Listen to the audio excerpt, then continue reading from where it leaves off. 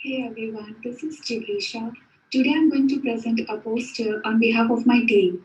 The aim of our study was to calculate the sensitivity and specificity of biomarkers to evaluate the severity in the hospitalized patients with COVID 19. It was a systematic review and a meta analysis that we did where we used MOOS and PRISMA protocols.